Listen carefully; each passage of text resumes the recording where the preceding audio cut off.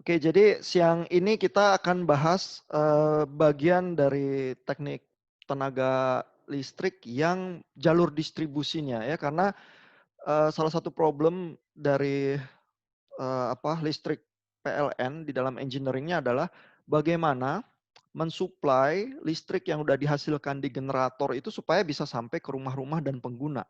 Ya percuma kalau orang cuman bisa tinggal di sekitar generator listrik, waduk besar atau apa ya, lalu sisanya seluruh daerah di negara itu nggak bisa dapat listrik, ya itu percuma aja ya. Sehingga mau tidak mau kita harus memikirkan jalur distribusinya seperti apa. Eee, dan kalau Bapak-bapak lihat di Learn ya, ini saya pasang juga beberapa pertanyaan ya. Ini buku yang kita pakai masih referensi kita, Electric Machinery and Power System Fundamentals dari Stephen Chapman. Cover-nya kayak gitu di Amazon kalau Bapak Ibu, Bapak-bapak cari ya. Lalu kalau kita lihat di,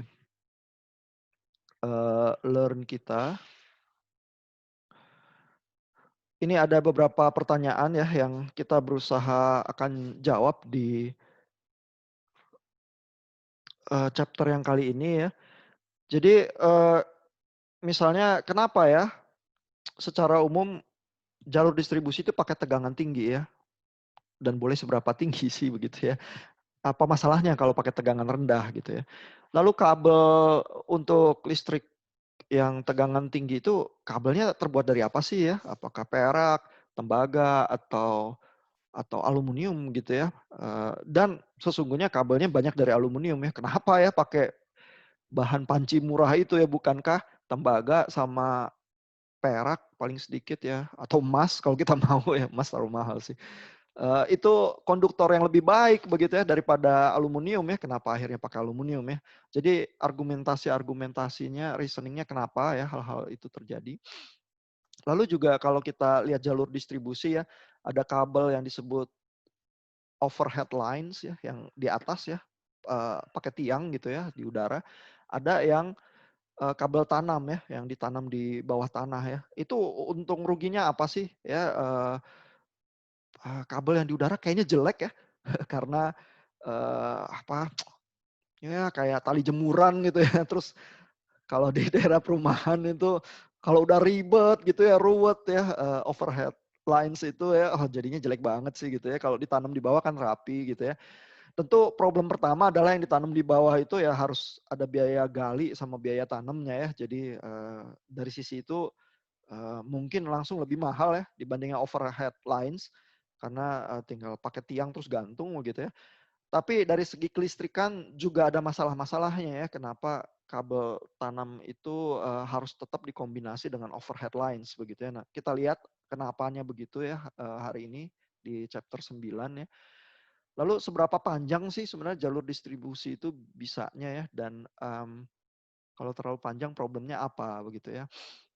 Terus juga jalur distribusi itu kan di kabelnya sendiri ya, kabel sendiri itu ada resistansinya ya, tapi juga, eee, karena konfigurasi overhead lines atau kabel tanam itu ya, bisa muncul reaktansinya ya, ada induktansi dan kapasitansi juga yang muncul di kabel kembar gitu ya, jalur ganda gitu aja juga udah ada induktansi dan kapasitansinya ya. Nah, kalau di situ aja ada listrik, eee, yang bagian, induktansinya itu ya, listrik yang bagian kompleksnya itu ya, pasti kalau ditempel sama load ya di ujungnya begitu dikasih beban ya, maka, ada reaksi ya terhadap tegangan apparent, tegangan semu, dan tegangan reaktifnya itu yang real yang bisa dimanfaatkan ya. Nah, reaksinya kayak apa ya, seberapa menyusahkan itu induktansi dan kapasitansi yang ada di jalur distribusi itu kalau tiba-tiba kita pasang beban, begitu ya. Nah, hal-hal itu akan kita coba pikirkan ya hari ini dan dibahas di chapter 9-nya Stephen Chapman itu ya. Dan kita kesannya agak lompat sedikit ya, bahas chapter 1, chapter 2 soal 3 fase terus tahu-tahu lompat ke jalur distribusi ya chapter 9 ya. Biasanya buku-buku itu dan juga Stephen Chapman tuh bahas tentang trafo dulu ya, gimana sih naikin turunin tegangan gitu ya. Tapi naikin turunin tegangan itu kan kita butuhkan karena jalur distribusinya tegangan tinggi ya. Dan kenapa harus tegangan tinggi begitu ya? Jadi mungkin logikanya agak bagus juga kalau kita bahas jalur distribusi dulu ya, supaya problem-problem di sana ketahuan. Nanti Bapak-bapak kalau bahas tentang trafo minggu depan sama Pak Henry itu bisa lebih semangat ya. Jadi ini chapter 9 soal transmission lines di sini ya. Eh, Stephen Chapman itu langsung buka rahasia di awal ya, seperti buku textbook yang baik yang lainnya ya, dia langsung kasih tahu ya kira-kira hal penting apa yang dibahas di chapter ini ya. Jadi dia langsung jawab pertanyaan besar itu ya. Yang pertama, kenapa listrik di jalur distribusi kita harus tegangan tinggi ya. Jawaban dia dari segi engineering adalah ini ya. Power handling capability dari satu transmission line adalah proporsional terhadap kuadrat dari tegangan di jalur itu. Ya jadi istilahnya begitu ya, power handling capability ya, kemampuan eh, mengelola power itu tergantung atau berbanding eh, sebanding dengan kuadrat dari tegangannya.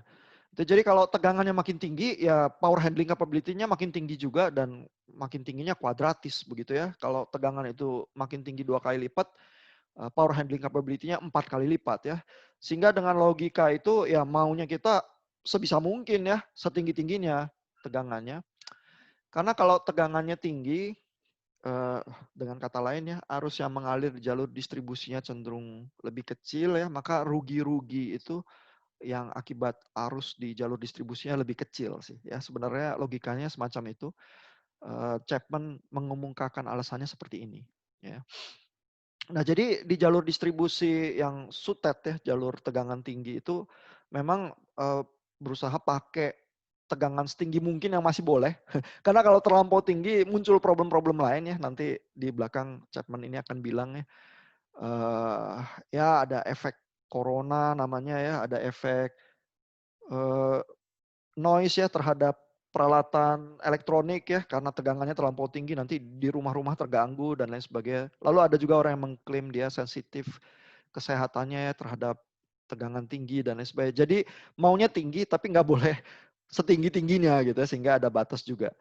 Nah, cuman waktu dialirkan ke rumah tangga yang disebut dengan distribution lines gitu ya, itu nanti diturunin lagi tegangannya ya ke jalur 220 volt begitu ya, yang memang biasa kita pakai ya. Kalau di Amerika suka pakai 110 volt ya. Ya setiap negara bisa ada perbedaan tipis ya. Di Indonesia pakai 60 Hz, di negara lain ada yang 50 Hz begitu ya.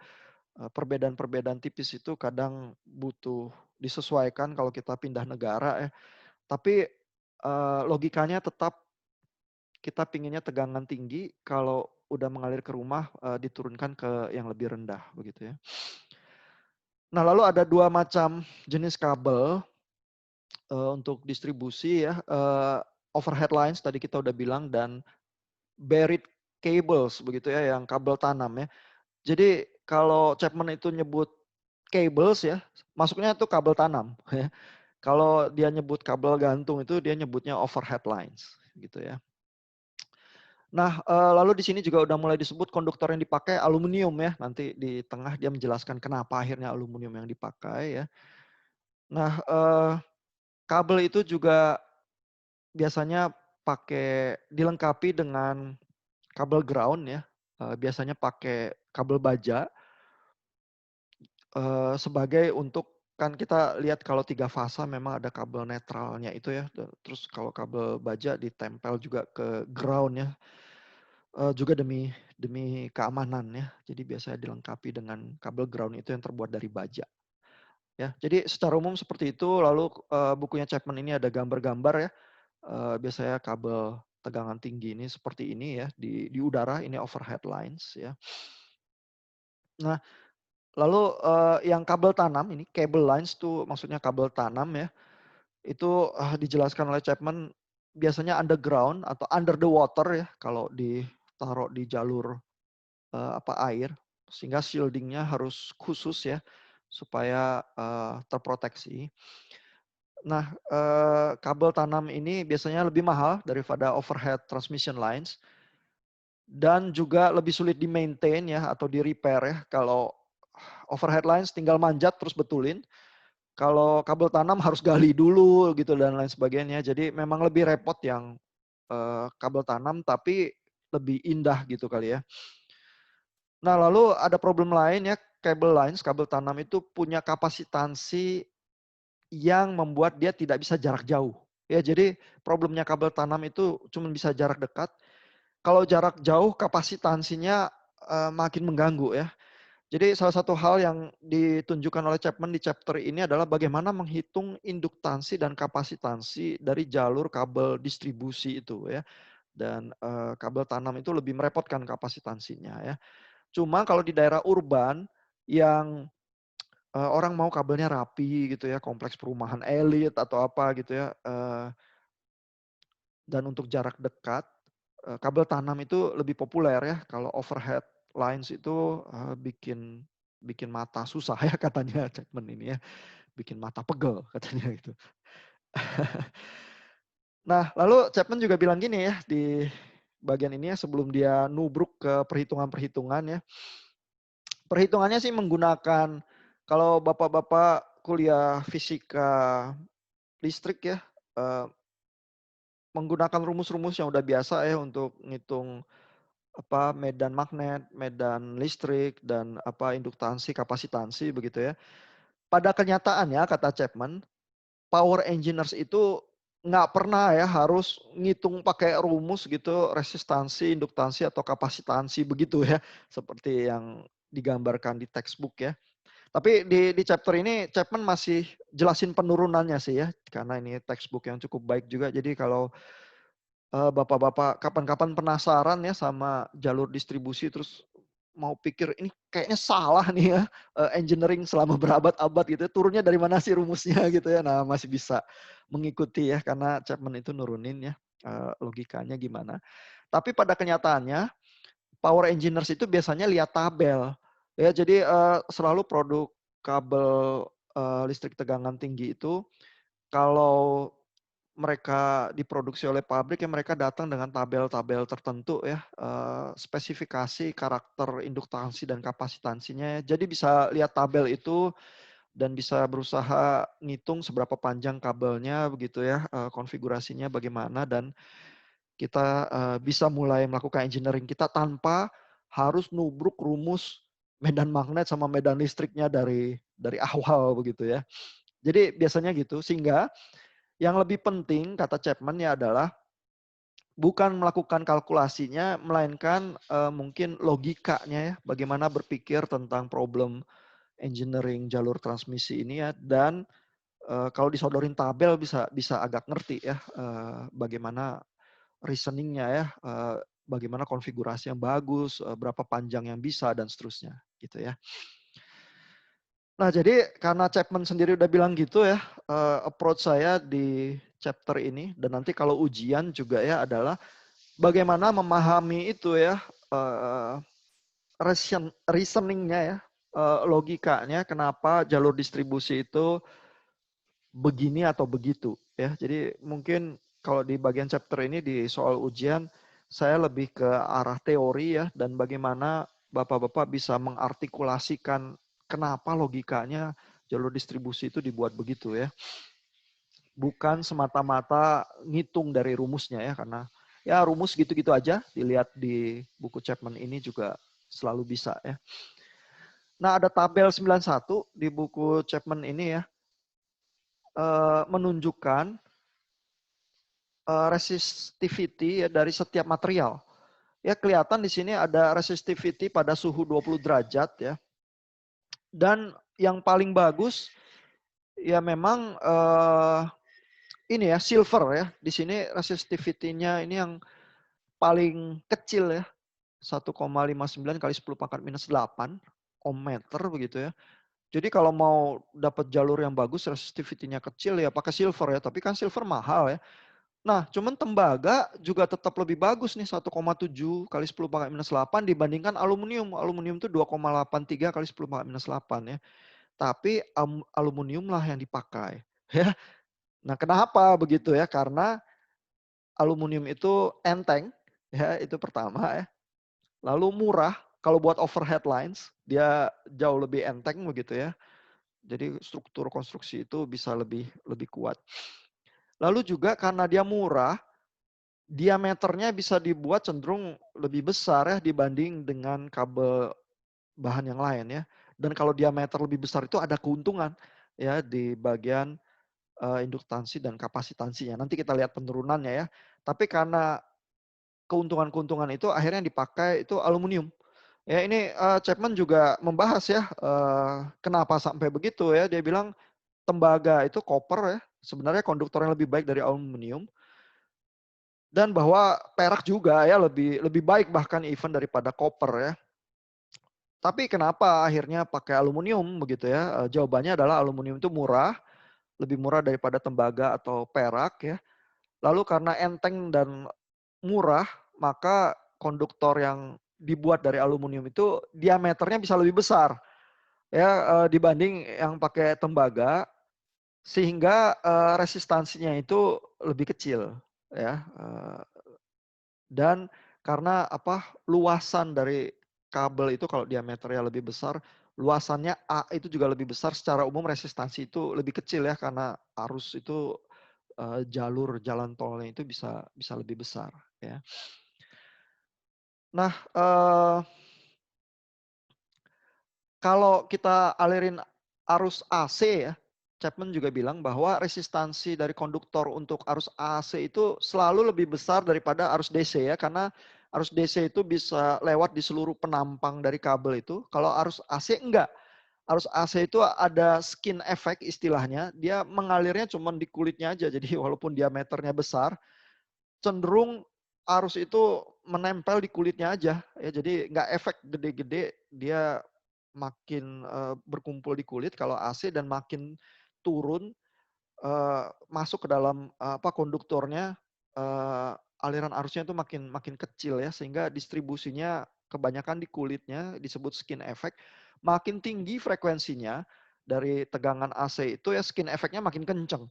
Ya sehingga itu juga sebabnya kenapa kita pakai frekuensi yang nggak tinggi-tinggi amat, tapi kita maunya AC ya, karena kalau DC rugi-ruginya terlalu besar di jala-jala distribusi itu ya. Kita mau AC, tapi AC-nya nggak tinggi-tinggi amat. Akhirnya engineer itu ya puas dengan frekuensi sekitar 50-60 Hz itu ya, yang nggak terlalu tinggi. Karena nanti skin efeknya terlalu tinggi kalau frekuensinya lebih tinggi ya. Jadi ini 50 atau 60 Hz. Biasanya pabrik kabel itu mensuplai tabel ya dengan apa resistansi per jarak ya, per meter gitu misalnya ya, untuk frekuensi tertentu. Ya, jadi biasanya sih engineer itu baca tabel ya, nggak ngitung tubruk rumus ya. Cuma ini mulai bagian ini nanti Chapman juga membahas rumusnya ya supaya dibeberkan dengan baik ya. Nah, kita coba lihat sedikit ya.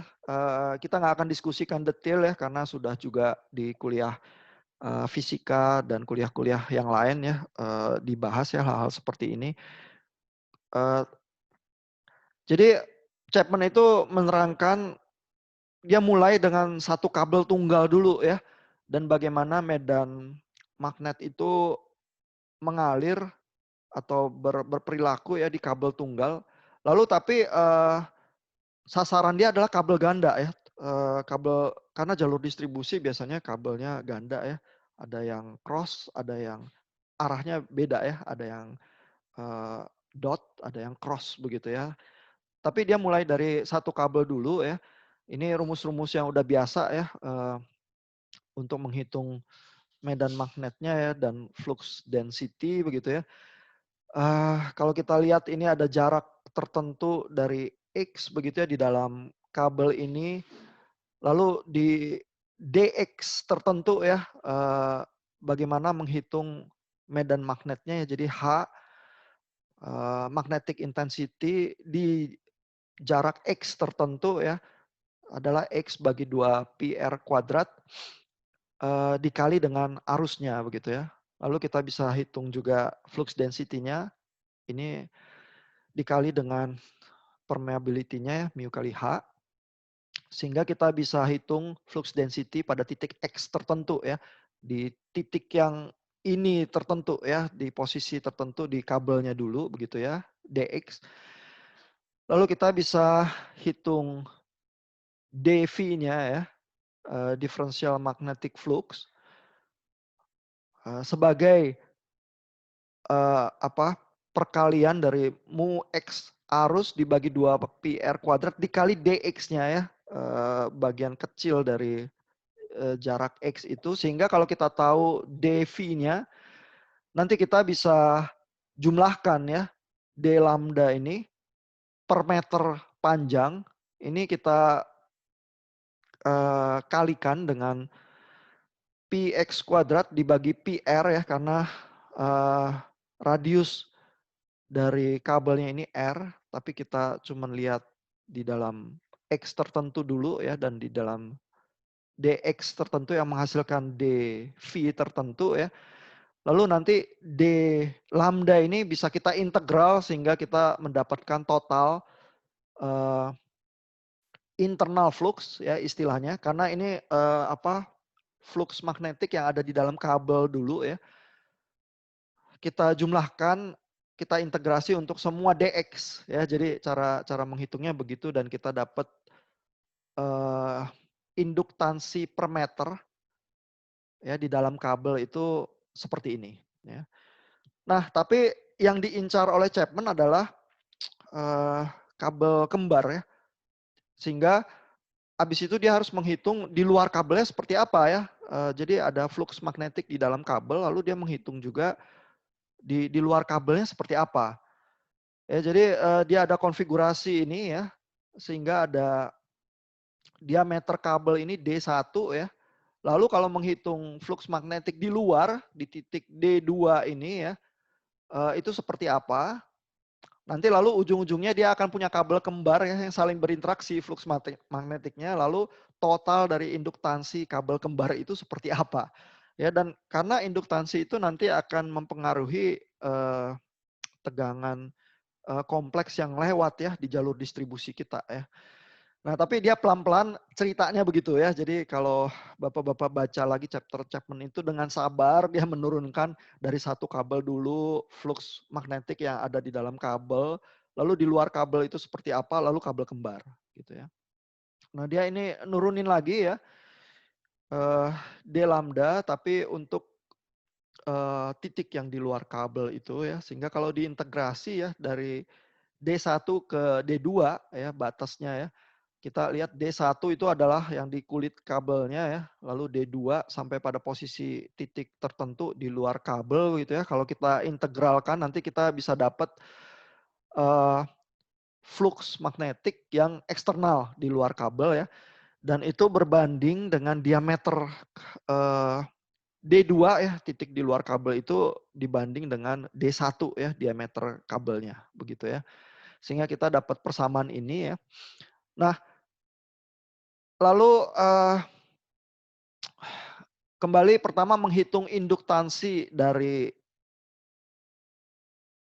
sekarang ini udah sampai kepada two wire transmission line ya. Jadi ada dua kabel nih ya. Jadi tadi ngitung yang di dalam, di luar, lalu sekarang dua kabel. Di konfigurasi ini gambar 94 ya, kita kelihatan ada kabel ini yang cross ya. Berarti arusnya itu masuk ke dalam halaman buku itu cross. Lalu di sebelah sini ini kabel kembarnya ini dot ya, keluar dari halaman buku ya, arus listriknya. Dan terpisah dengan jarak itu sepanjang D, jarak antar dua kabelnya. Setiap kabel radiusnya itu R. Ya, jadi targetnya Chapman adalah menghitung seberapa sih induktansi ya di dalam konfigurasi kabel kembar ini dinyatakan dalam D, dalam jarak kabel ya, dan dinyatakan dalam R ya, radius kabelnya ya. Jadi kalau kita tahu rumusnya ya, maka kita akan bisa tahu seberapa, kalau kita jauhin ya kabel kembar itu, kita untung sebenarnya atau rugi ya. Seberapa dekat atau seberapa jauh kita maunya ya. Lalu radius kabel itu maunya gede atau kecil ya. Jadi engineer tuh harus punya insting itu ya kalau lihat jalur transmisi. ini kabelnya kecil amat sih, dia langsung harus bisa kebayang ini rugi atau untung gitu ya. Kabelnya deket amat atau jauh amat gitu ya, apa yang terjadi ya. Nah, penurunan rumus di bagian ini tuh memberikan kita intuisi-intuisi itu ya. Kembali, ini ada penurunan rumusnya dan digabungkan dengan yang terdahulu ini ya, flux magnetiknya adalah flux internal ditambah flux eksternal ya, sehingga bisa ditulis seperti ini. Lalu rumus totalnya ya, induktansinya di dalam kabel konstruksi kabel kembar itu ya adalah mu per pi dikali 1/4 tambah ln D, ini diameter kabelnya ini ada di atas per R ya. D itu jarak dari kabel kembarnya, R itu diameter kabelnya ya. Sehingga kelihatan ya, lihat rumus ini aja ya. Kalau kita lihat ya, maka induktansi itu makin besar kalau D itu makin besar ya. Jadi kalau jarak kabel itu lebih jauh, induktansinya makin besar. Kalau diameter kabelnya makin besar, induktansinya makin kecil. Ya, karena R-nya ada di bawah. Ya. Nah lalu Chapman itu menerangkan ya, di ini moral cerita dari rumus itu ya. Dan Chapman itu menerangkan dengan cukup pelan-pelan ya. Seperti banyak textbook yang baik ya. Yang pertama Chapman bilang, makin besar jarak dari transmission line ya, jarak dari fasa kabel itu masing-masing kabel satu fasa begitu ya. Maka makin besar jaraknya, induktansinya juga makin besar ya, karena D-nya itu jarak dua kabel itu tadi ada di atas dari persamaan ln itu ya. Juga di sini ditulis ya, kalau tegangannya lebih tinggi ya, maka induktansinya itu cenderung lebih tinggi dibanding kalau tegangannya lebih rendah ya. Tapi secara umum induktansi lebih besar kalau jarak kabel itu makin besar ya. Nah, lalu di sini juga ada komentar kecil ya. Kabel itu maksudnya kabel tanam ya. Ingat si Chapman itu pakai istilah cables itu untuk kabel tanam, overhead lines itu untuk kabel gantung ya. Jadi jarak di dalam kabel tanam biasanya kecil ya karena susah ya kalau galiannya gede supaya buat misahin kabelnya itu jauh gitu ya. Jadi kabel tanam itu jarak kabelnya lebih kecil ya. Sehingga induktansinya juga lebih kecil dibanding dengan kabel overhead ya. Jadi itu perbedaannya ya. Kalau kabel tanam dengan kabel overhead cenderung kabel tanam itu induktansinya lebih kecil. Ya. Lalu bagaimana dengan radius ya? Sebenarnya diameter kabelnya ya. R itu radius kabelnya ya. Nah, semakin besar radius, maka induktansinya makin kecil. Ya jadi kita tuh lebih untung ya. Jadi induktansi sama kapasitansi itu ya kalau lebih kecil, maka listrik-listrik kita yang lebih kompleks itu ya yang di bagian imajiner dari power triangle kita itu cenderung lebih kecil, kita lebih untung sih sebenarnya. Jadi kita mau induktansi sama kapasitansi itu nggak gede. Yang jadi problem adalah efek dari induktansi dan kapasitansi itu saling berlawanan ya. Jadi kalau kita berusaha mengoptimasi yang induktansi, kapasitansinya jadi jelek. Kalau kapasitansinya yang mau kita optimasi, induktansinya jadi jelek gitu ya. Ya sama seperti banyak hal di dalam kehidupan ini ya, kita akhirnya kompromi ya. Karena kalau berusaha memaksimalkan diri ke salah satu kutub, kita suffer di kutub yang lain ya. Sehingga engineer itu biasanya jadi makhluk yang selalu realistis begitu ya. Karena kehidupan kita itu realistis, terus kita melakukan kompromi-kompromi ya. Angka mana yang kita bisa hidup dengan baik ya, itu yang terjadi ya. Nah, tapi radius dari kabel itu ya, diameternya makin gede, induktansinya itu makin kecil, jadi makin untung. Cuma kalau kabel tuh diameternya gede-gede kan mahal ya, walaupun udah pakai aluminium juga tetap mahal. Jadi Chapman itu bilang practical transmission lines tidak menggunakan konduktor dengan radius yang sangat ekstrim besar ya, karena jadi mahal dan jadi berat gitu ya. Tapi mereka menggunakan ya supaya radius itu seolah-olah besar ya, kabel itu dibundling ya. Jadi seperti gambar 9.5 ini ada 3 kabel aluminium misalnya dibundling jadi satu ya. Jadi seolah-olah radiusnya besar ya. tapi sebenarnya 3 kabel dengan jarak R tertentu ya gitu, digantung bersama gitu ya. Efeknya itu kayak kayak satu kabel dengan radius besar gitu ya. Jadi, taktiknya seperti itu ya. Nah, terus kita coba lihat penurunan kapasitansi ya, karena, di dalam jalur distribusi itu bukan induktansi saja yang mengganggu, kapasitansi juga. Lalu, Chapman itu nubruk rumus-rumus kapasitansi ya, seperti yang Bapak-bapak pelajari di kuliah fisika listrik begitu ya. Ini ada rumus-rumus yang udah biasa ya, medan listrik ya, eee, adalah epsilon dikali E begitu ya. Lalu, kembali taktik menurunkan rumusnya, Chapman itu pertama-tama mulai dari satu kabel dulu, lalu berusaha ngincer kepada kabel kembar itu tadi ya, konfigurasi kabel gandanya itu ya. Jadi, kembali seperti ini ya rumus-rumusnya diturunkan ya dari yang, eee, rumus medan listrik, dari muatan listriknya yang mengalir di kabel itu ya. Lalu diintegrasi ya, pada batas panjang tertentu ya dari P1 ke P2 ya. Kalau kita lihat konfigurasinya ini, P-nya digambarnya seperti ini ya. Lalu tinggal kita luas areanya yang di mana ya antara P1 sampai P2 kita integrasi. Sehingga kita dapat rumus, dari diameter 1 kepada diameter 2 seperti ini ya. Ada muatan, listriknya Q dalam kolom per 2 pi epsilon ln D1 per D2 begitu ya. Nah, tapi kita juga mau lihat medan listrik di luar kabel ya, jadi ada penurunan rumus untuk D1, D2 ya, ini konfigurasinya yang seperti ini tadi ya. Lalu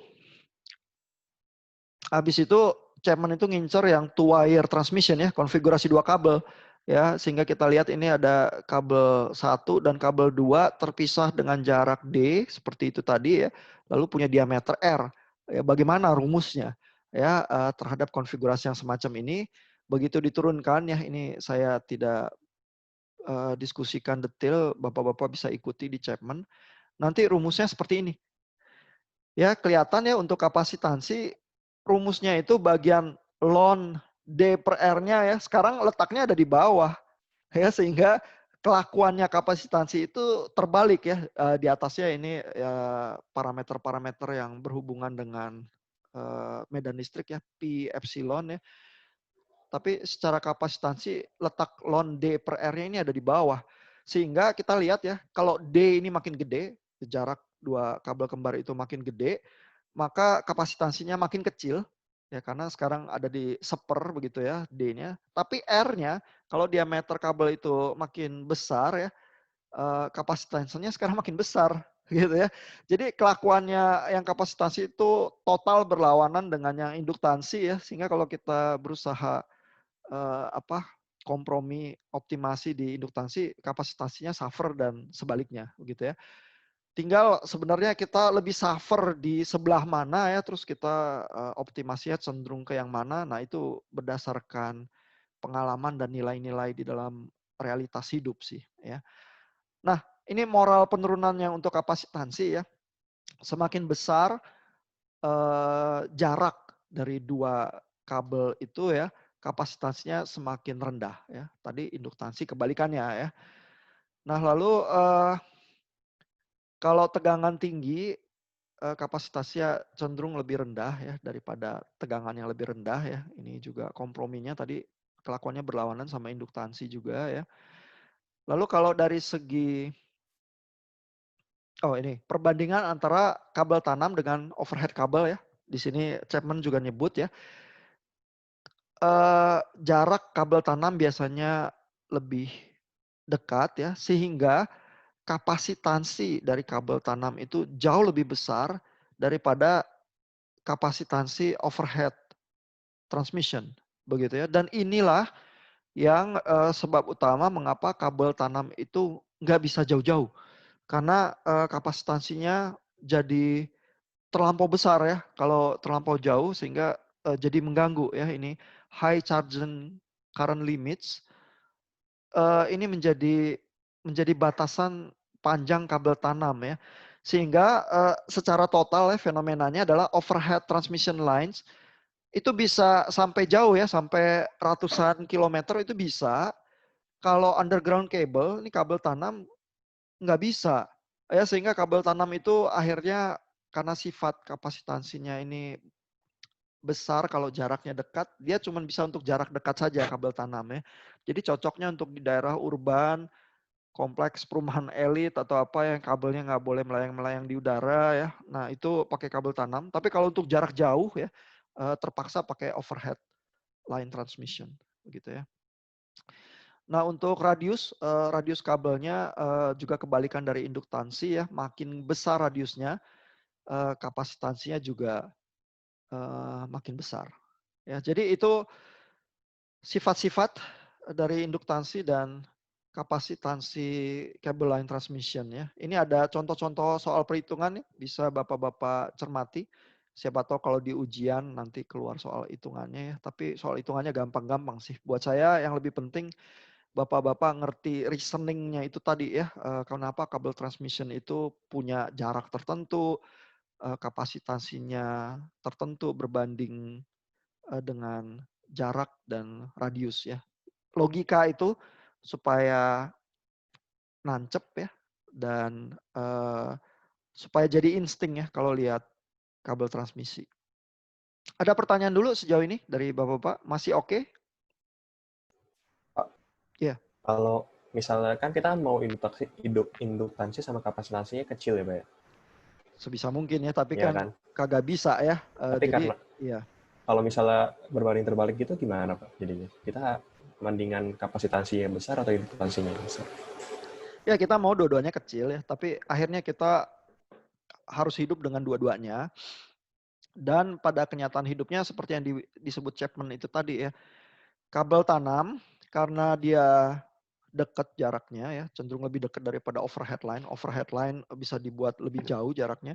Maka kabel tanam itu secara praktis akhirnya untuk jarak dekat saja. Kalau overhead line bisa sampai ratusan kilometer. Ya jadi nanti induktansi dan kapasitansi yang besar itu ya akan menyulitkan kita kalau jarak kabel transmisinya mau jauh. Ya dan pada kenyataannya sesudah melakukan kompromi-kompromi antara induktansi dan kapasitansi itu kita akhirnya punya kebiasaan atau tradisi kabel tanam bisanya jarak dekat, kabel overhead lines bisa jarak jauh gitu. Dan untuk menghitung uh, kemampuannya atau induktansi, kapasitansi kabel yang jarak dekat, itu biasanya lebih mudah model matematikanya. Ya karena misalnya di bagian berikut ini ya, si Chapman itu akan berusaha mendiskusikan ya kapan jarak kabel transmisi itu jadi terlalu jauh ya, sehingga perhitungannya itu udah nggak bisa ya dengan rumus-rumus yang biasa itu yang cenderung jinak ya, mungkin harus dengan simulasi komputer ya, karena transmission line ya, pada kenyataannya kan ada bagian R-nya ini ya di gambar 9.9 ini ada bagian induktansinya, terus ada bagian kapasitansinya ini yang paralel gitu ya. Jadi kalau kabelnya panjang ya, kita tuh seolah-olah punya konstruksi ini ya yang seri paralel ini sampai jarak kabel seterusnya begitu ya. Modelnya kayak gini. Ya, jadi kalau kabel itu jadi udah terlampau panjang, kita harus menghitung setiap ini untuk setiap potongan kabel itu ya, itu jadi cukup runyam ya, sehingga fungsi kita yang biasa kayak buat rangkaian listrik yang biasa atau model-model menghitung induktansi dan kapasitansi yang biasa itu jadi terlampau simpel sehingga jadi salah nih kalau ngitung kabel yang terlalu panjang. Itu ya kita perlu modeling yang lain ya. Sehingga yang rumus-rumus sederhana itu masih working ya, itu hanya sampai puluhan kilometer tertentu ya. Jauh lebih panjang dari itu kita harus berubah approach kita untuk menghitung gitu ya. Nah, itu sih yang Chapman mau berusaha diskusikan supaya kita aware juga ya. Di sini misalnya Chapman itu bilang, untuk kabel panjangnya bisa diaproksimasi sebagai resistor, induktor, dan kapasitor yang di dalam tumpukan-tumpukan kecil yang digabung ya seperti gambar 99 itu ya. Tetapi ini ya, waktu untuk menghitung tegangan dan arus yang lewat ya di dalam konstruksi yang demikian jadi sangat eksesif ya, sehingga itu jadi sulit ya menyelesaikan persamaan yang semacam itu.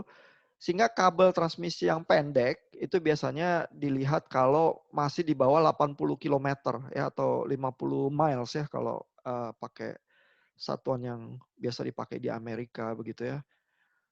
Nah, itu masih bisa ya dimodelkan sebagai eh, konstruksi yang seri antara resistor dan induktansi, sementara kapasitansi paralelnya itu masih cukup kecil karena jaraknya masih pendek ya. Tapi jarak yang pendek itu berapa? 80 kilometer batasnya. Ya yang ditemukan di dalam praktek engineering, inilah jarak yang masih pendek. Di atas 80 kilometer kapasitansi yang paralel ini jadi cukup besar, nggak bisa kita abaikan begitu saja ya, sehingga perlu modeling eh, apa rangkaian 4 kutub yang lain ya. Chapman berusaha menunjukkan sedikit sih di akhir chapter 9 ini ya, tapi kita nggak bahas dengan detail lah. Cuman Bapak-bapak bisa lihat di chapternya Chapman kalau kalau diperlukan ya. Nah, jadi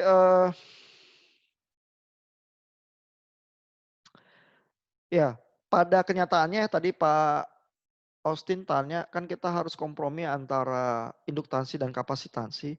Pada kenyataannya biasanya induktansi ini ya pada frekuensi 60 Hz itu lebih besar dari kapasitansi paralelnya, tapi sampai jarak tertentu yang lebih besar dari 80 kilometer yang kapasitansinya nggak bisa diabaikan lagi, sehingga mesti masuk juga ke dalam perhitungan-perhitungan kita ya. Jadi itu tuh yang disebutkan ya. Nah, untuk medium lines antara 80 kilometer sampai 240 kilometer ya, sun capacitance itu ya tidak bisa diabaikan, tapi bisa dimodelkan sebagai dua kapasitor yang ditumpuk jadi satu ya. Sehingga ini ya bisalah dimodelkan dengan cara tertentu ya untuk medium lines ya. Tapi lebih besar dari 240 kilometer ini long line sudah nggak bisa ya. Jadi kalau medium lines bisa pakai model yang ini ya, yang B ini ya, ada kapasitornya, terus ada resistor, induktansi. Nah ini masih bisalah menghitung ini ya untuk medium lines, begitu ya. Jadi Chapman itu mau kita punya sensitivitas tertentu juga kalau melihat meninjau jalur transmisi seberapa panjang. Makin panjang modelingnya bisa lebih rumit ya, dan model-model yang sederhana itu jadi nggak working lagi ya. Jadi kita harus punya sensitivitas itu dan jadi hati-hati. Dan batas-batasnya yang dibicarakan adalah 80 km ke bawah disebut pendek, 240 km ke atas disebut panjang, antara 80 km sampai 240 km disebutnya medium. Ya. Nah untuk yang short transmission ini ya di bawah 80 km, Chapman menunjukkan fasor diagram tertentu ya. Jadi kita lihat ya di sini kembali ada power triangle itu ya, ada yang tegangan real ini ya, dan tegangan apparent VS. Lalu kita lihat ada efek resistansi ini ya dan induktansi dari jalur kabel kita ya akan mempengaruhi behavior terhadap VR dan VS kita. Gitu ya. Ini kalau yang lagging artinya arusnya terlambat ya dari VR-nya, gambar konfigurasinya seperti itu. Kalau yang unity ini power faktornya 1 seperti ini ya, I dan VR-nya berhimpit jadi 1 ini di sudut 0 ya. Sehingga nanti resistansi dan induktansinya menambah, VS-nya itu beda dikit ya dari VR. Nah kalau yang leading seperti ini ya, arusnya ini leading terhadap VR, behavior VS terhadap VR-nya seperti ini. Nah yang menarik adalah bagaimana efek dari pembebanan ya, itu tadi pertanyaan yang kita sudah sebut di awal, bagaimana efek dari beban terhadap jalur transmisi yang punya resistansi dan induktansi tertentu ya. Ini Chapman menunjukkannya lewat diagram yang ini ya. Jadi kelihatan misalnya ini gambar yang A ya untuk power factor yang lagging. Ya jadi kalau kita lihat ini tadinya VR ini yang agak lebih panjang ini ya di 0 derajat ya. Lalu kalau kita lihat VR ini misalnya induktansinya bertambah ya. Kita lihat I-nya ini tadi JXLI ini sebegini ya panjangnya yang mula-mula. Lalu I aksen ini bagian dari arus yang kompleks, yang imajiner itu bertambah panjang. Ya begitu bertambah panjang, maka tegangan supply ini ya VS itu kan besarnya sama ya. Tapi kan arus kompleks ini bertambah panjang sehingga dia tuh geser ya. VS-nya itu geser ke VS aksen di sini ya. Sehingga VR-nya itu berubah. VR-nya itu VR aksen itu jadi lebih kecil. Jadi kita lihat ya, kalau power factor kita itu bagian reaktansnya ini bertambah besar, power real-nya itu bertambah kecil ya untuk yang lagging power factor ya. Kalau bagaimana kalau yang unity power factor ya, yang dimana I sama VR itu berhimpit ya. Ini kita lihat di sini ya, terjadi juga pengurangan VR kalau bagian induktansinya ini meningkat gitu ya, tapi VR-nya berkurangnya sedikit saja. Ya, dibanding yang ini, yang kalau lagging berkurangnya VR ke VR aksen itu banyak. Kalau yang unity power factor berkurangnya VR ke VR aksen ini sedikit saja. Ya. Nah, yang counterintuitif ya adalah yang C ini nih. Ini kalau leading ya, kita lihat VR-nya tadi semula lebih pendek justru ya. Kalau bagian imajinernya bertambah ya, lalu VS-nya ini harus tetap maintain sama, tapi bergerak ke V aksen S ya. VR aksennya malah bertambah ya. Ini counterintuitif nih ya. Jadi ini seperti diskusi yang dengan Dr. Dedet itu yang kalau bapak-bapak lihat filmnya ya di Learn kita ya. Dia bilang kadang-kadang ada energi magnetik itu ya yang akhirnya bisa ditarik ya oleh beban kalau konfigurasinya seperti ini ya leading gitu ya. Nah, ini Chapman mendiskusikan di sini ya di dalam ringkasannya ya bahwa kalau load-nya itu lagging ya, VR ini ya begitu induktif reaktif power loads-nya ini tambah, VR-nya akan berkurang secara signifikan ya. Kalau power faktornya 1, VR-nya berkurang juga tapi lebih sedikit ya, minimal berkurangnya ya. Tapi kalau leading ya, tahu-tahu VR-nya bisa meningkat. Ya, di sini dibilang in this last case an increase in the load in the transmission line produce an increase in the terminal voltage. Such a result is not something we would expect based on intuition alone, begitu ya. Jadi secara intuisi kita kaget ya, oh kok tegangan realnya meningkat begitu ya. Tetapi sebenarnya secara kekekalan energi nggak ada yang berubah sih ya. Kan karena yang disuplai oleh jaringan 3 fasa kita itu kan memang ada power reaktif dan power real ya.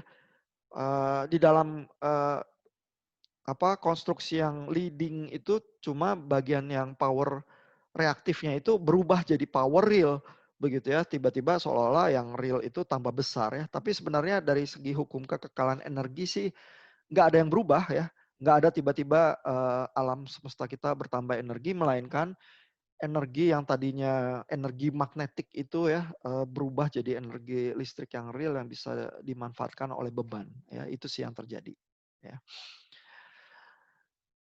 Nah, ini sedikit lagi ya, di dalam bagian berikutnya, Chapman itu menurunkan dalam bentuk power ya, bagaimana sih power yang mengalir di dalam transmission line ya, lalu kita ingat power yang masuk itu bisa di dalam chapter yang sebelumnya juga ya, chapter 2, Di dalam jaringan 3 fasa kita bisa nyatakan seperti ini ya, 3 VSIS cos theta S. Lalu power yang keluar itu yang dimanfaatkan itu yang real ya. Jadi 3 VRIR cos theta R begitu ya. Lalu bisa diturunkan ya. Sebenarnya akhirnya sebenarnya power yang lewat-lewat di jalur transmisi itu berapa sih? Ya itu relasinya seperti ini ya. P yang mengalir adalah 3 dikali V tegangan apparent ya Vs dikali tegangan real dikali sin delta tertentu ya. Jadi ada faktor tertentu yang ini sin delta per induktansinya XL. Ya jadi kalau induktansi makin besar kita powernya jatuh ya, makin rugi kita. Sin delta ini menunjukkan juga fluktuasi tertentu ya. Tapi power maksimum kita ya, lihat kalau kita sin deltanya 1 ya, maka power maksimum kita ini adalah kuadrat dari tegangan-tegangan ini ya. Sehingga Chapman itu bilang di awal chapternya tadi ya bahwa power handling ya itu istilahnya dia, kemampuan mengelola power di dalam jalur distribusi ya, itu adalah kuadrat dari tegangan yang lewat di jalur distribusi itu. Makanya kita mau tegangannya tinggi ya karena relasinya Pmax seperti ini nih ya. Cuman Chapman juga bilang hati-hati ya terhadap rumus Pmax seperti ini ya. Pmax ini nggak pernah tercapai ya. Karena kan itu mengasumsikan tadi sin deltanya 1 ya. Ini nggak pernah tercapai di dalam kondisi sebenarnya ya. Karena Chapman bilang normally ya real transmission lines never even come close to that limit ya, bahkan tidak pernah ya bisa mendekati batas maksimum ini. Kenapa? Karena pada kenyataannya kabelnya nanti overheat. Ya, ntar bisa bahaya ya karena resistansinya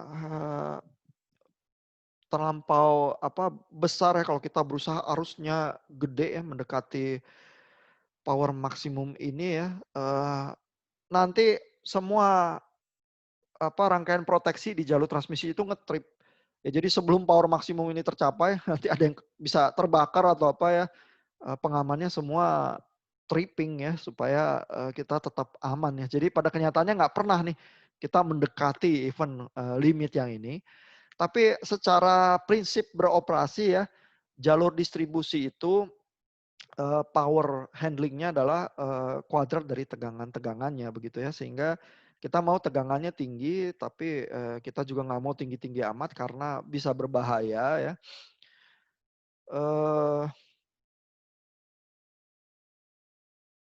Nah ini ya, bagian ini Chapman tuh bilang, mendorong tegangan itu makin tinggi, ada constraint lain ya, ada batasan-batasan lain yang harus diperhatikan ya. Misalnya bisa mengganggu TV atau radio ya, ada interferensi ya kalau tegangannya tinggi banget gitu ya. Nanti orang jadi nggak bisa nonton TV atau radio karena medan elektromagnetik di sekitar kabel tegangan tinggi itu terlalu mengganggu ya, menghasilkan noise nggak keruan ya. Nah lalu selain itu ada corona effect ini. Ya jadi ini maksudnya apa? Chapman itu bilang ya, kalau medan listrik itu intensitasnya terlampau tinggi ya di sekitar kabel tegangan tinggi ya, elektron itu bisa lompat ya keluar ke udara ya. Dan itu menghasilkan ada ionisasi di atmosfer ya sehingga bisa berpendar itu ya, ada glowing effect ya. Bayangin kabel tegangan tinggi sekitarnya berpendar ya, jadi agak serem gitu ya.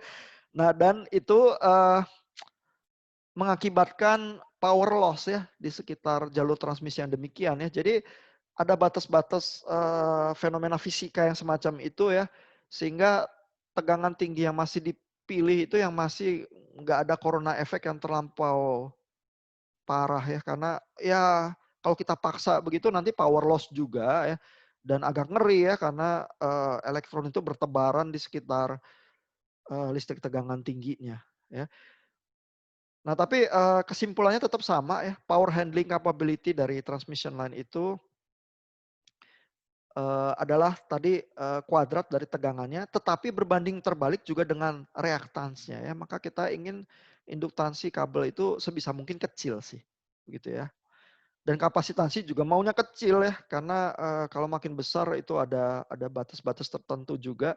Tapi masalahnya ya nggak bisa ngecilin dua-duanya ya, sehingga ya udah kita hidup dengan angka-angka yang masih cukup nyaman saja untuk kita, begitu. Ya.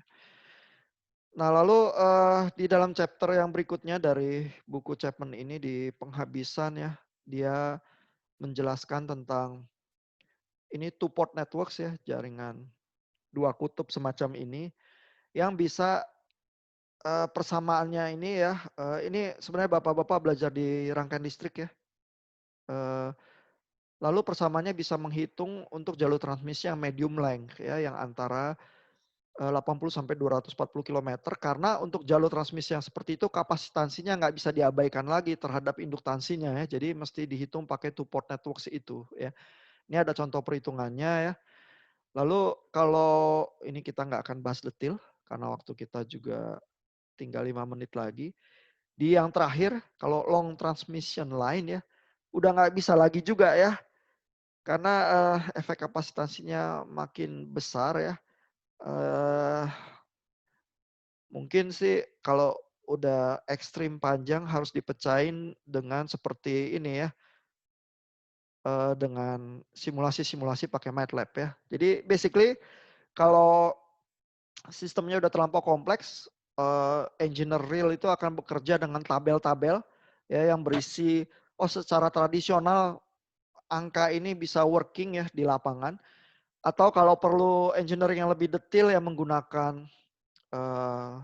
program simulasi ya. Biasanya yang paling gampang itu MATLAB ya.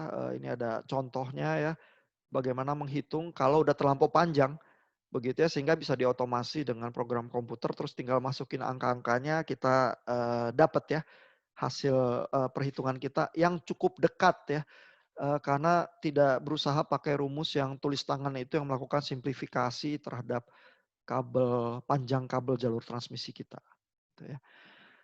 Jadi sejauh itu ya materi kita, ada pertanyaan dari bapak-bapak?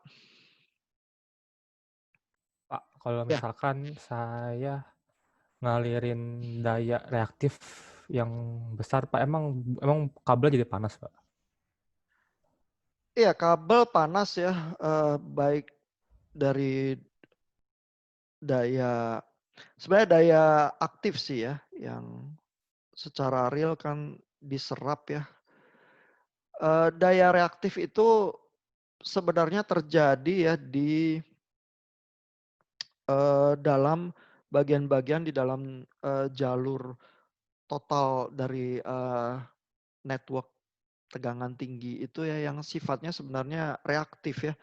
Misalnya di generator kan selalu ada medan magnet yang muncul di situ ya, atau di beban ya, kalau bebannya sifatnya motor ada lilitan lewat trafo dan lain sebagainya, di situ juga ada induktansi ya. Yang bikin panas sebenarnya power reaktif ya.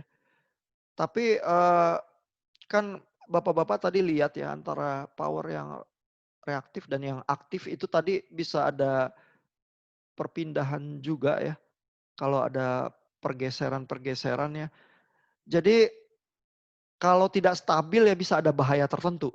Ya di dalam diskusi dengan Dr. Dedet dan Dr. Made dari ITS juga dengan Pak Henry itu juga termasuk yang dibicarakan ya, instabilitas jaringan itu ya.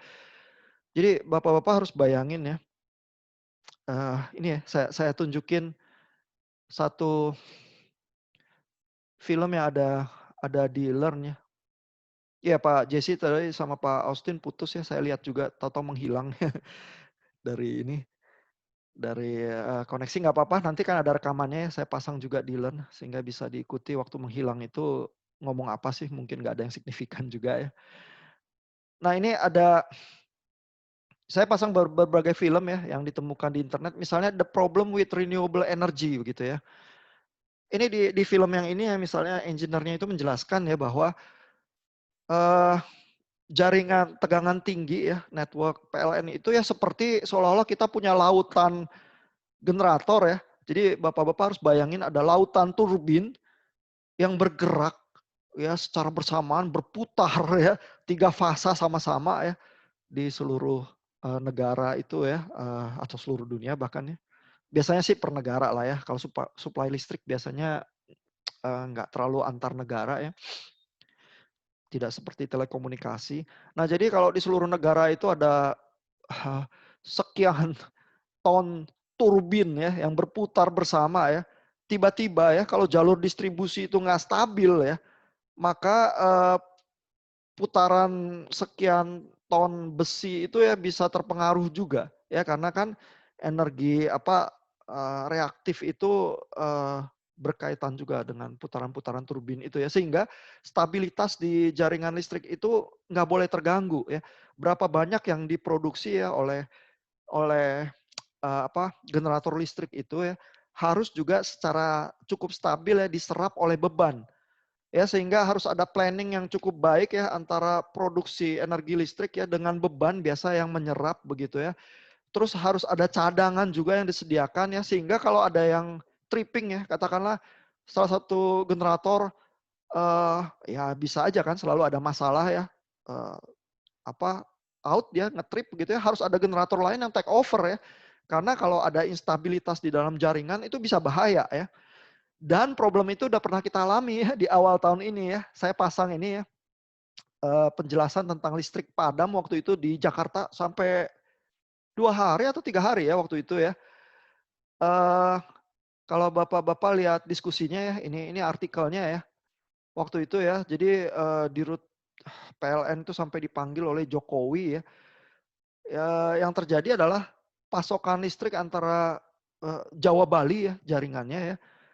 Itu ditopang dari 2 jalur, jalur utara dan jalur selatan ya. Jadi ada semacam koneksi around begitu ya. Terus di utara itu ada 2 jalur ya, karena untuk cadangan ya. Di selatan juga ada 2 jalur ya. Tapi masalahnya waktu itu ada satu sirkuit di jaringan selatan ini ada maintenance ya, pemeliharaan dimatiin gitu ya. Ya kalau ada 4 jalur mati 1 buat pemeliharaan harusnya aman ya, nggak ada masalah. Tahu-tahu ada yang ngetrip ya di jaringan utara ya. Dan karena ngetrip itu ya, jalur distribusinya antara beban sama generator itu kan nggak imbang ya. Lalu banyak sirkuit proteksi itu di generator itu juga jadi ngetrip. Ya tahu-tahu mati lampu. Satu kota ya, satu Jakarta waktu itu ya, Jabodetabek mati lampu ya. Dan nggak ada yang bisa dilakukan ya. Dan generator itu ya kalau ngetrip dia butuh awalan ya untuk mulai lagi itu berjam-jam. Makanya mati lampunya juga berjam-jam tanpa daya kita waktu itu ya. Nggak bisa apa-apa gitu ya.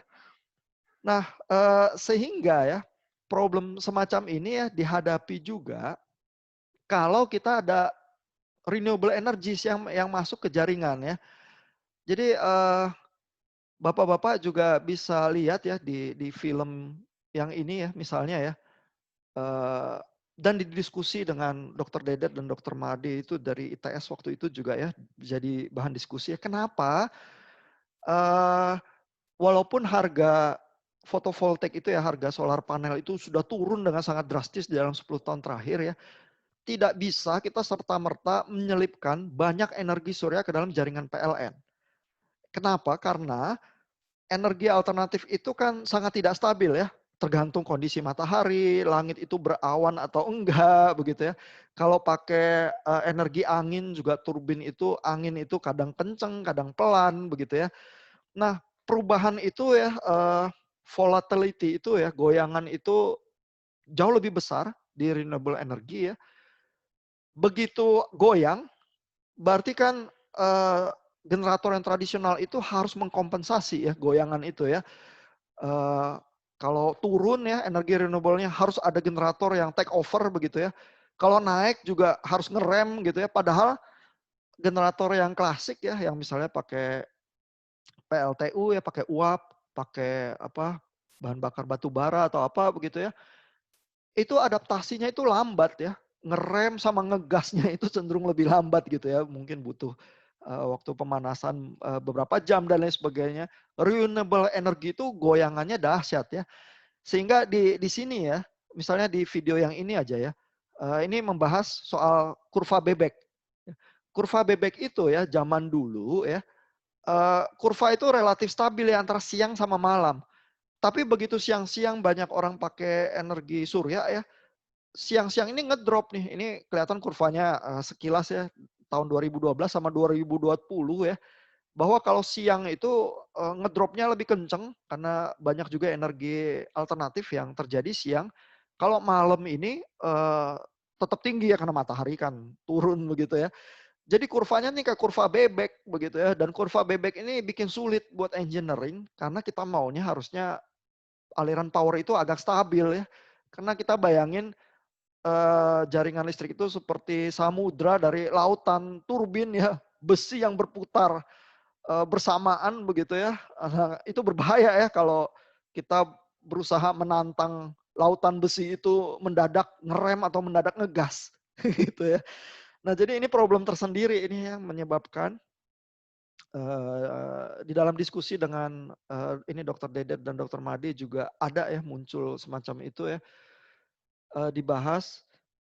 Sehingga di dalam video yang ini juga ya ilmuwan yang ini juga bilang ya jangan-jangan renewable energies itu tidak bisa ya serta-merta menyelesaikan problem-problem energi kita ya. Selain problem lingkungan ya terhadap lahan yang harus dibabat untuk turbin angin atau solar panel yang sangat besar ladangnya begitu ya. Selain problem lingkungan itu ya, ada problem stabilitas energi juga yang harus diperhatikan begitu ya, yang tidak terlalu mudah diselesaikan. Dan menurut engineer yang ini di filmnya ini adalah dengan membangun baterai besar. Ya, Dokter Dedet dari ITS juga berpendapat yang sama ya. Jadi kalau kita mau mengkompensasi konsumsi listrik yang berubah-berubah itu berarti kita mesti punya baterai besar ya. Baterai besar yang kalau kelebihan energi ya bisa simpen di situ ya. Kalau kurang bisa tarik dari situ ya. Dan baterai besar itu bentuknya apa ya? Menurut film yang ini ya, baterai besar itu bentuknya bisa kayak waduk raksasa ya. Yang kalau misalnya buat ngerem turbin itu ya dipakai energinya buat mompa air gitu ya. Tapi kalau dia harus butuh energi tambahan mengkompensasi, dia tarik juga dari waduk itu, terus waduknya berfungsi sebagai generator. Begitu ya. Jadi baterai raksasa itu bentuknya juga adalah semacam interface ya dengan energi kinetik yang bisa di-tuning begitu ya, sehingga bisa dibuat untuk menyimpan energi atau suplai energi kalau dibutuhkan. Dan membangun baterai raksasa yang semacam itu investasi tersendiri juga ya, jadinya bukan cuma harus invest untuk renewable energinya, harus invest juga untuk baterai raksasa yang semacam itu. Dan kalau levelnya nasional ya nggak terbayangkan ya itu biaya investasinya ya. Sehingga memang perlu planning dari negara ya. Kalau kita betul mau jadi green gitu ya, kata Dokter Dedet ya, kita harus hitung ya berapa banyak konsumsi di masyarakat yang akan terjadi di Jawa Bali ya. Lalu berapa banyak itu yang akan diserap oleh renewable energies ya. Lalu demi keamanan berapa besar ya storage yang harus dibangun gitu ya. Selama planning nasional kita tidak berusaha menghitung ya hal-hal semacam itu, ya kita nggak akan bergerak ke situ. Ya, dan kita terus dengan membakar batu bara saja ya gaya lama itu dengan seluruh efek sampingnya kita begitu. Ya. Nah, itu jawaban yang terlalu panjang untuk pertanyaan Pak Austin tadi ya, atau Pak Michael ya malah ya. Michael, Pak. Iya Pak Michael. Mudah-mudahan tapi menjawab ya Pak.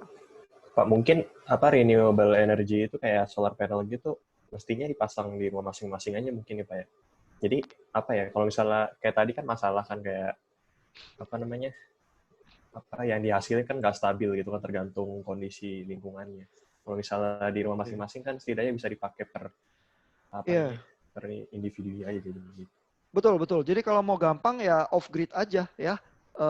Pengganti diesel aja gitu ya. Kalau kita misalnya biasanya pakai generator diesel di rumah ya udah kita pasang solar panel yang secukupnya aja untuk konsumsi kita sendiri ya. Terus kita menghemat listrik PLN ya. Makanya wakil dari industri di dalam diskusi kita, kalau bapak-bapak nonton diskusi itu juga kita bicarain gimana sih menghemat kalau pakai solar energi dan lain sebagainya. Dia bilang juga ya, yang berpotensi memanfaatkan solar energi itu yang besar adalah memang remote areas ya. Misalnya kalau ada pulau yang untuk pariwisata, dia bisa sih pakai generator diesel gitu, tapi kan ribut ya. Padahal orang ke pulau itu mau mencari ketenangan gitu, ya pakai solar cell ya. misalnya. Nah, tapi ya juga ada dilema-dilema ya. Kalau di kampung terus bangun solar cell udah eh, mahal-mahal berusaha invest terus PLN masuk gitu ya. Kalau PLN masuk berdasarkan regulasi pemerintah yang berhak jualan listrik ya cuman PLN ya. Jadi dari solar cell-nya harus dijual ke PLN dulu baru boleh dijual ke masyarakat begitu ya.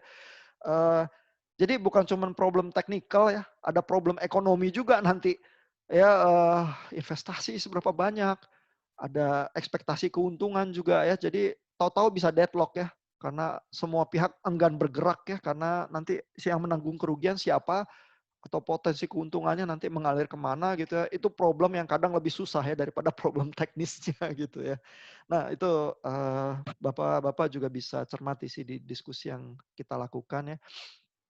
Nah cuma memang kalau di negara maju ya, approach yang terjadi adalah kalau pemerintah buat regulasi ya, bahwa rumahan ya atau pembangkit listrik swasta itu bisa pasang solar cell, lalu kalau dia kelebihan energi dia bisa jual ke PLN ya, dan bisa dimanfaatkan oleh yang lain gitu ya, sehingga ada semacam sirkulasi ekonomis juga yang terjadi ya. Listrik tidak dimonopoli lagi ya oleh satu badan tertentu ya.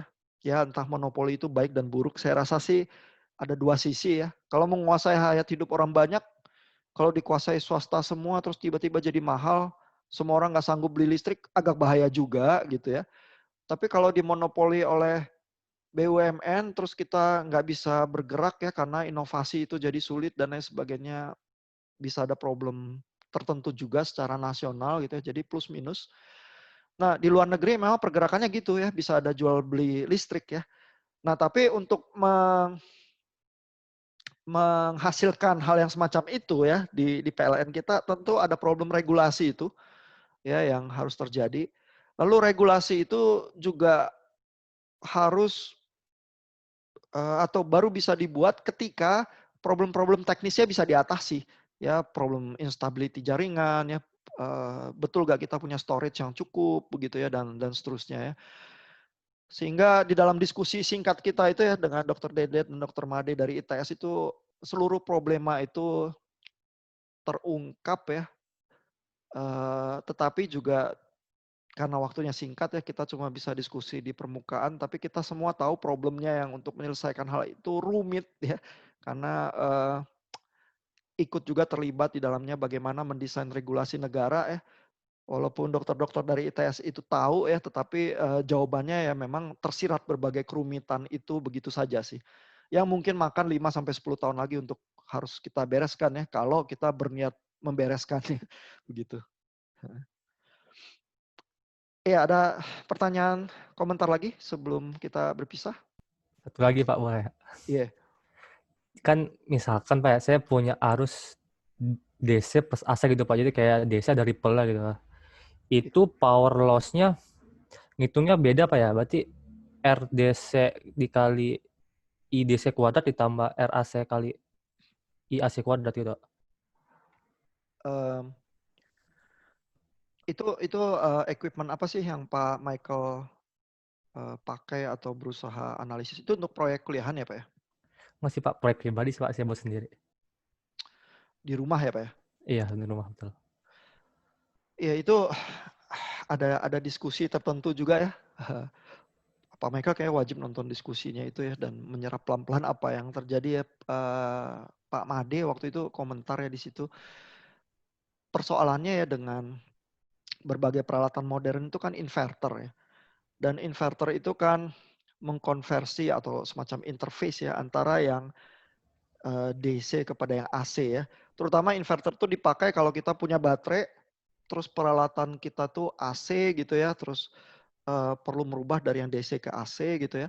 Tapi sebenarnya kan equipment kita itu di dalamnya ada adaptor ya. Jadi equipment kita biasanya sih peralatan elektronik itu ngisepnya DC juga ya. Jadi walaupun AC buat jalur distribusi PLN kita begitu masuk ke alat lewatnya ke adaptor konversi jadi DC juga gitu ya. Nah, masalahnya adalah di dalam konversi-konversi itu ya perpindahan antara DC AC AC DC itu kadang-kadang tegangan AC yang dihasilkan itu enggak sinus murni ya Pak ya. Nah kalau nggak sinus murni itu, nanti bapak-bapak belajar Harmonik juga. Pak ya. Iya, ya. Hmm. Jadi di kuliah sinyal sistem nanti mungkin bapak-bapak akan lebih jelas ya kalau udah belajar Fourier transform begitu ya. Frekuensi yang terjadi itu nggak cuma sinus murni tertentu di satu frekuensi, tapi ada frekuensi-frekuensi lainnya juga ya. Sehingga kalau kita ngitung power factor gitu aja polos gitu ya, atau seberapa dayanya ya, itu kita bisa kecele ya. Karena yang kita hadapi itu bukan sinus murni dan hitungan-hitungan kita yang biasanya diturunkan dengan asumsi yang kita hadapi itu sinus murni itu enggak terlalu take into consideration ya bahwa ada harmoniknya nih di frekuensi-frekuensi yang lebih tinggi gitu ya. Jadi makanya Pak Made itu bilang ya, ya inverter modern memang menghemat ya, tapi kalau inverternya yang terlalu murah ya, buatan negara tertentu yang asal murah saja begitu ya, terus tidak ada semacam quality checking tertentu begitu ya. Nah itu nanti mengganggu seluruh jaringan karena jaringan itu jadi banyak harmoniknya gitu ya. Lalu kalau powernya kita mau engineering atau kita beresin ya harmonik itu kelakuannya unpredictable dan cenderung nggak jinak gitu Pak. Jadi bagaimana menghitung AC atau DC ya, powernya beda perhitungannya memang ya, tapi even power yang Bapak hitung beda itu ya, kalau memang peralatan elektroniknya terlalu banyak harmonik di situ ya, nanti jadi ada problem juga tertentu yang unpredictable ya. Mungkin harus cari power meter untuk lihat juga sih seberapa ya. Jadi kalau dihitung pakai rumus itu kita nggak yakin ya diukur aja ya, dan ada peralatan ukur tertentu yang bisa lihat eh, tegangan harmonik juga sih gitu Pak. Jadi engineeringnya bisa ke arah sana sih. Semoga menjawab ya Pak ya. Pak, ya makasih. At least paling dikit membuka pintu dulu lah untuk perenungan-perenungan berikutnya kalau kok aneh gitu ya dan mentok gitu. Ya. Oke, saya rasa cukup ya. Ini waktunya udah lewat 15 menit. Mohon maaf, mungkin ada kuliah lain ya. Kita sudahi sampai di sini. Sampai ketemu lagi di topik-topik yang lain ya di kuliah TTL. Sampai ketemu. Terima kasih, Pak.